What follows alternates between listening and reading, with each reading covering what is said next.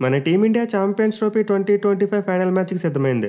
మార్చి 9వ తేదీన దుబాయ్ వేదికగా మన వాళ్ళు తుది సమరంలో న్యూజిలాండ్ టీంతో తలపడబోతున్నారు.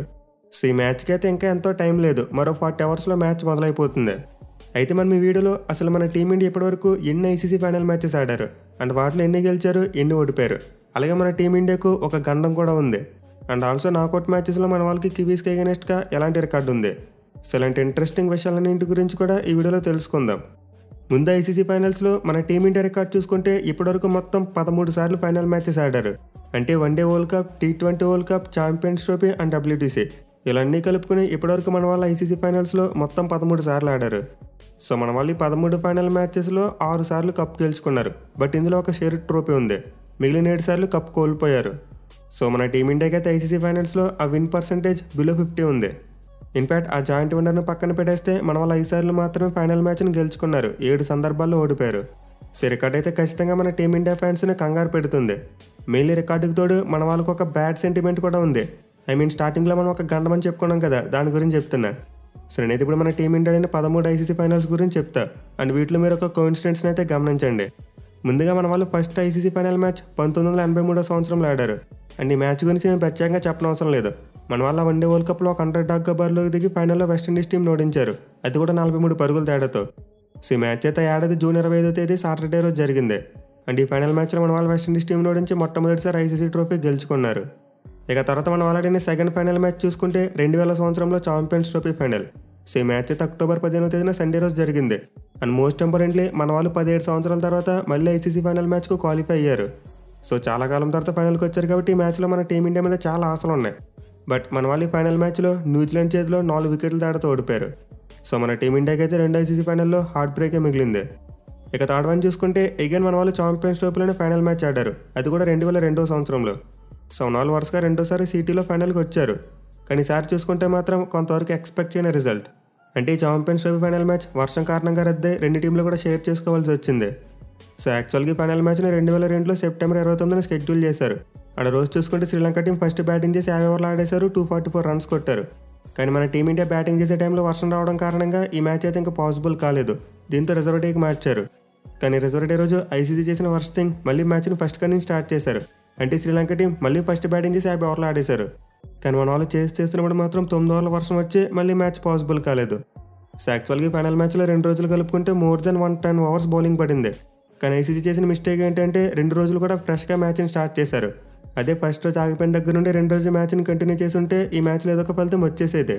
సో ఐసీసీ తీసుకున్న ఒక పూర్ నిర్ణయం కారణంగా ఈ ఫైనల్ మ్యాచ్లో ఎలాంటి రిజల్ట్ రాలేదు. రిజర్వ్ డే అయిన మండే రోజు కూడా ఫలితం రాకపోవడంతో 2 టీంలు ట్రోఫీని షేర్ చేసుకున్నాయి, అంటే జాయింట్ ఛాంపియన్స్గా నిలిచారు. ఇక మనం ఆల్రెడీ నెక్స్ట్ ఫైనల్ విషయానికి వస్తే అతిపెద్ద హార్ట్ బ్రేక్. 2003 సంవత్సరంలో వన్డే వరల్డ్ కప్లో ఫైనల్కి వచ్చారు.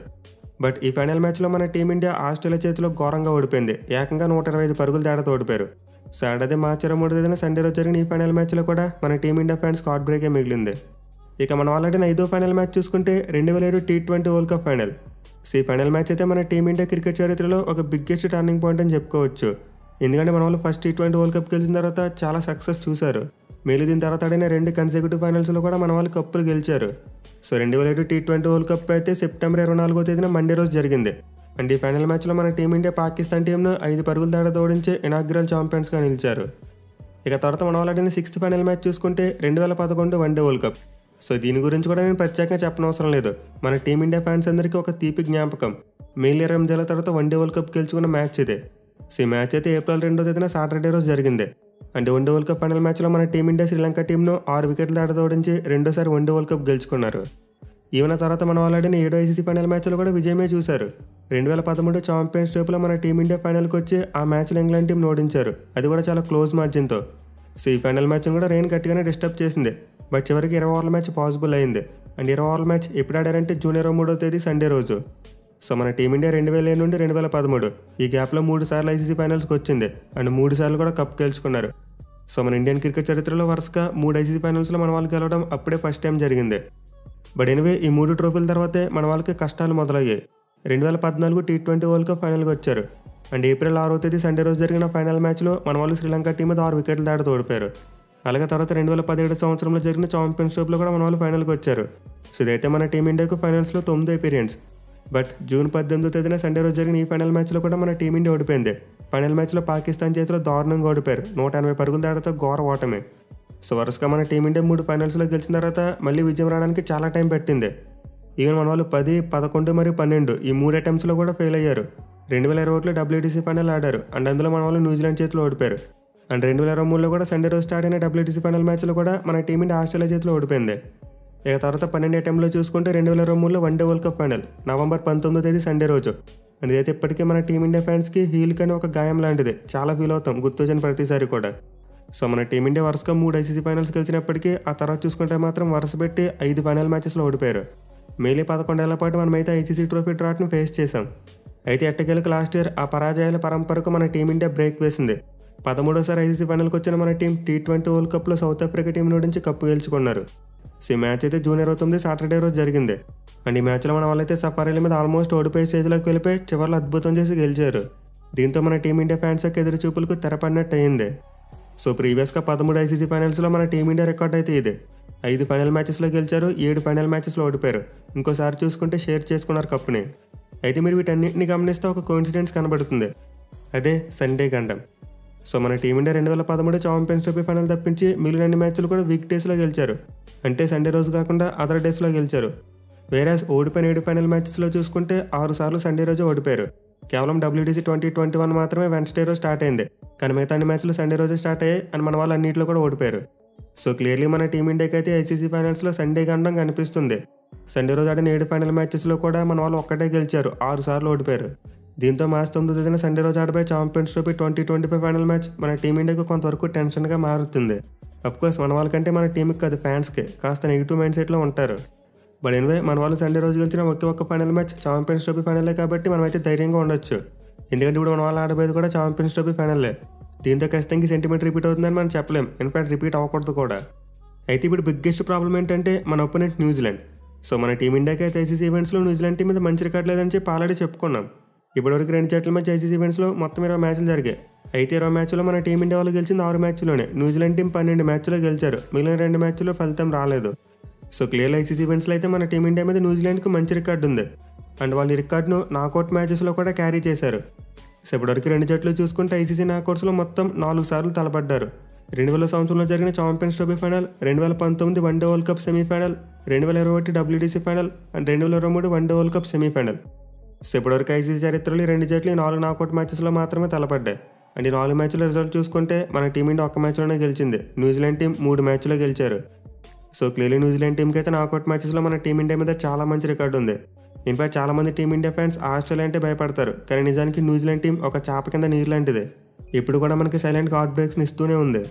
సో 2000 సంవత్సరంలో జరిగిన ఛాంపియన్స్ ట్రోఫీ ఫైనల్కి న్యూజిలాండ్ టీం ఒక అండర్ డాగ్ టీంలో వచ్చింది. ఆ టోర్నమెంట్లో చూసుకుంటే న్యూజిలాండ్ టీంతో కంపేర్ చేసుకుంటే మన టీమిండియా చాలా స్ట్రాంగ్గా ఉంది. బట్ స్టిల్ ఫైనల్ మ్యాచ్లో మన వాళ్ళు బీట్ చేశారు. అలాగే 2019 వన్డే వరల్డ్ కప్ సెమీఫైనల్లో కూడా మన వాళ్ళు మంచి ఊపు మీద ఉన్నారు. మళ్ళీ రోహిత్ శర్మ సెంచరీలు కొట్టి ఇంకా మ్యాచ్లు గెలిపించేస్తూ వచ్చాడు. At the same time New Zealand team పడుతూ లేస్తూ సెమీఫైనల్కి వచ్చారు. బట్ సెమీఫైనల్లో చూసుకుంటే మన టీమిండియా కార్డ్ బ్రేక్ మిగిల్చి ఫైనల్కి వెళ్ళిపోయారు. ఈవెన్ 2021 WTC ఫైనల్లో కూడా సేమ్ స్టోరీ. అప్పుడు కూడా మన టీమిండియానే స్ట్రాంగ్గా ఉంది. కానీ మన వాళ్ళ WTC ఫైనల్ మ్యాచ్లో దారుణంగా పెర్ఫామ్ చేసి న్యూజిలాండ్ టీం మీద 3వ సారి నాకౌట్ మ్యాచ్ ఓడిపోయారు. సో మన టీమిండియాకి అయితే వరుసగా 3 సార్లు న్యూజిలాండ్ టీం హార్ట్ బ్రేక్స్ని మిగిల్చింది. కానీ చివరిగా చూసుకుంటే మాత్రం 2023 వన్డే వరల్డ్ కప్లో మన team India first time New Zealand team మీద ఒక నాకౌట్ మ్యాచ్ గెలిచారు. అలాగే ప్రీవియస్గా ICC ఈవెంట్స్లో వాళ్ళ మీద ఆడిన 3 మ్యాచ్లు కూడా మన టీమిండియా గెలిచింది. 2023 వన్డే వరల్డ్ కప్లో ఆడిన 2 మ్యాచ్లో గెలిచారు. అండ్ ప్రజెంట్ ఛాంపియన్స్ ట్రోఫీలో చూసుకున్న గ్రూప్ స్టేజ్లో మ్యాచ్ గెలిచారు. సో మన టీమిండియా అయితే మెల్లగా ICC ఈవెంట్స్లో న్యూజిలాండ్ టీం మీద ఎలా గెలవాలో కోడ్ని క్రాక్ చేసినట్టుంది. ఎస్పెషల్లీ రోహిత్ శర్మ క్యాప్టెన్కి వచ్చిన తర్వాత మన వాళ్ళ ICC లిమిటెడ్ ఓవర్స్ మ్యాచెస్లో అయితే న్యూజిలాండ్ టీం మీద ఓడిపోలేదు. ఆడిన 3 గెలిచారు. బట్ రెడ్ బాల్లో చూసుకుంటే మాత్రం కంప్లీట్లీ రివర్స్. టెస్ట్ ఫార్మేట్లో మన టీమిండియాని వాళ్ళు వైట్ వాష్ చేశారు 3 మ్యాచ్ల్లో.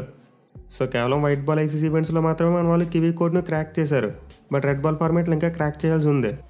బట్ ఎన్నో ప్రజెంట్ చూసుకుంటే మన వాళ్ళు ఆడబోయేది వైట్ బాల్ ఫార్మేట్లో జరగబోయే నాకౌట్ మ్యాచే. దీంతో ఖచ్చితంగా మన టీమిండియాకి పాజిటివ్ వైబ్స్ ఉంటాయి.